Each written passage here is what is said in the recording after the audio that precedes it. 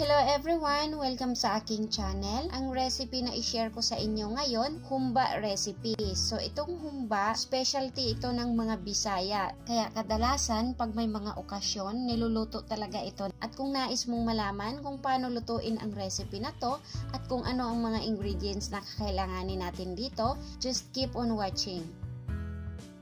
Ito yung mga ingredients na kailangan natin. 1/2 kilo ng pork belly. Pero kung gusto nyo ng mas marami, pwede nyo gawing 1 kilo yung inyong pork.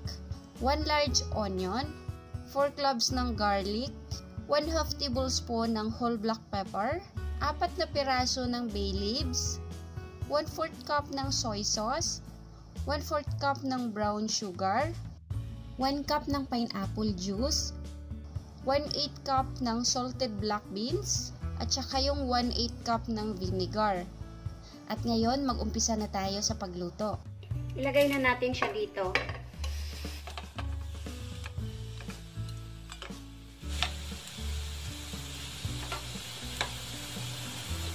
Sa humba recipe, mas masarap po pag yung gamit nating pork, yung belly.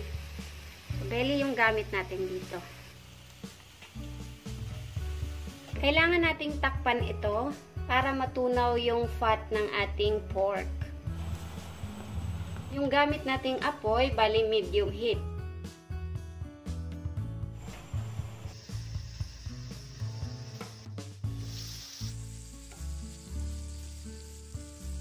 Ayan, lumalabas na yung sarili niyang mantika.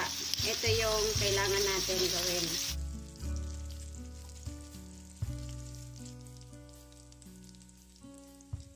Okay na tong kanyang pagka-brown. Hanguin ko na siya.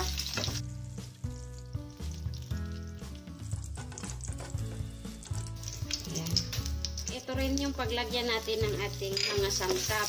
Ilagay natin yung sibuyas, tsaka yung garlic.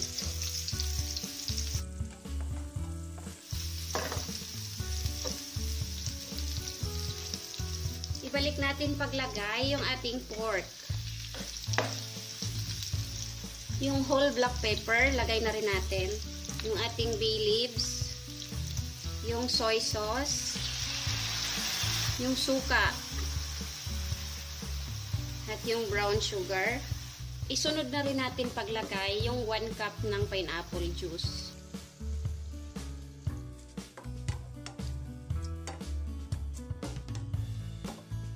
Takpan na natin to at lutuin natin ng 40 minutes gamit ang low heat.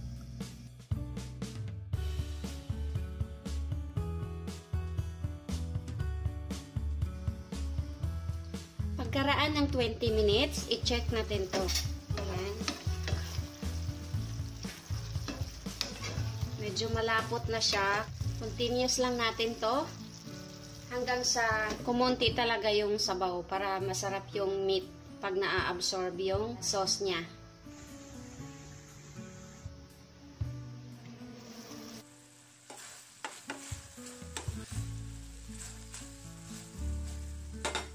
After ng 30 minutes, ilagay na natin yung ating salted beans. Uli ko siyang nilalagay para yung alat niya hindi masyadong lumabas. Kasi tama na yung timpla eh.